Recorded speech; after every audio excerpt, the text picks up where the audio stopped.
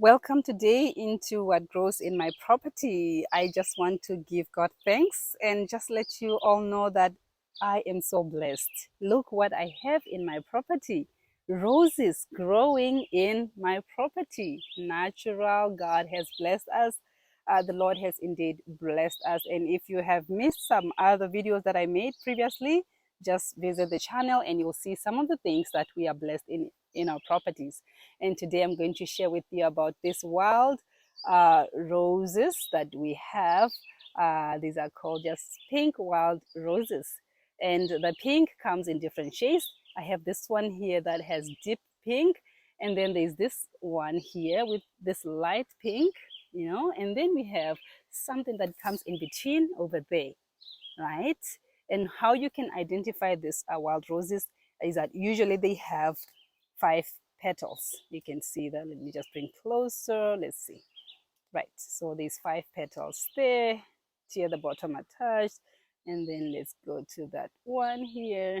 So beautiful. Right. So roses are very, very nice plants to have and to watch, to see.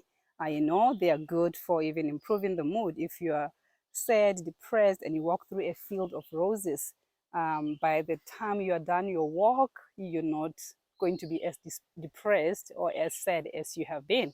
So these are just enlightening to the mood. Now, you can use medicinally from this plant the petals themselves, okay, the petals, and you can also use what is called the rose hips. Let's see if I can find one. They are not quite ready yet. Yeah, over there, that green thing that looks like a bulb. And then beside it, this one is an old one from last year. So if you were to harvest it, you harvest it around autumn when it's still red and fuller. Now it's an old one, but this one, the one that looks green, is what we will harvest when they are ready. So this is what you'll use, the rose hip, the petals, and you can use the leaves as well. So these are loaded in vitamin C, especially the rose hips. They have lots of vitamin C, and we know that vitamin C is good to improve the immune system and to even boost immune system. It's very good for things like coughs and colds. So you can make tinctures out of that, or infusions or teas, so that you can take in when you are experiencing some coughs and colds. And also is good for reducing fever. So if you make that as a cough syrup or a drink or a tea that you take in when you're experiencing coughs and colds.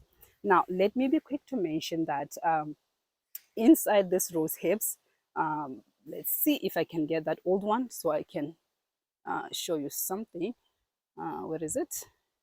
So inside there are some fine hairs. So if you were to harvest the rose hips, you want to be careful that you do not eat them directly. Okay, you need to strain them properly to avoid getting those fine hairs. Okay, yeah, I see those ones over there, still small and coming. So they do have fine hairs in, and you don't want to eat those because they can cause irritation, right? So that's about how you can use this for coughs and colds. And you can even use the petals to make rose petal tea as well, and you can take that as well. All right. So other than vitamin C for the coughs and colds, what else can we use these roses for? Yes, I just, before I forget, I just want to mention also that you can even use these petals to make some syrups, some jams. You just have to cook them and add whatever sweetener you like, honey, to make those syrups. Very, very important plant that you can use all those different parts, right?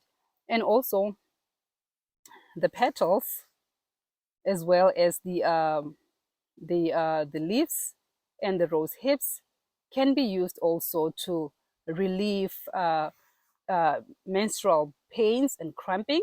So you can make that into tea and drink that. It improves the tone and increases uh, a relaxation, or I'll say calmness of the system, especially when you're experiencing those menstrual pains. So this is really good for women who are going through their menstrual cycle, women and girls, right? So roses are wonderful. They also improve healing, promote circulation of blood. So when there's swelling on capillaries just beneath the skin, you can make the rose petal tea, and that is going to promote blood circulation and relieve swelling. And also you can use the rose petals to help treat things like wounds, bruises, incisions, and skin rashes. So you can wash the area with rose water or rose petals. And also you can make some poultices by bruising the rose petals. You just have to crush them, make sure they are a little bit moist, and apply to the affected area. So those are some of the things that you can use the rose petals for, and this plant. Now, how can you make your tea? If you're using dried petals, you need about 2 to 4 teaspoons of these dried petals. You'd have to crush them and add them to 1 cup of boiling water and cover, let it infuse for about 10 to 15 minutes. And if it's just the fresh petals, you can pick about 3 to 4 teaspoons or a tablespoon of the fresh ones. Remember, when it's fresh, you're going to need more quantity, and add to 1 cup of boiling water and let it sit for about 10 to 15 minutes as well. Take as needed, and if you need to add some sweetener, you can do that to add a sweetener of your choice. And sometimes you may need to make your own rose oil. You need to find your favorite oils that you can use to infuse. The most common one is the olive oil, and sometimes the almond oil can be used. So you can get the petals, freshly picked petals, and put them in a jar and add oil to fill up. Store that for about 2 weeks. You may need to add also vitamin E if you want. Store that for 2 weeks in the jar. Keep shaking daily, and at the end you can strain that with a cheesecloth to remove those petals, and you can store for later use. Make sure to store in a dark place. And you can use this oil that you have made now to make things like balms, salves, for use in maybe wound healing, and to make some ointments as well, right? And also you can make your own rose water. You know, it smells very nice. So you pick your fresh rose petals and add, you'll need fresh rose petals, water, and a jar that you're going to use to put at the end. So you collect them, put them in a saucepan, cover that with water, bring to simmer over low heat for about 5 minutes, and then you allow this to cool naturally. Then you can strain the petals, and you can store your rose water in the fridge, I think for about maybe 3 to 5 days, but keep on checking to make sure that it is still fresh and safe to use. So this is what I wanted to share with you today, a garden of roses.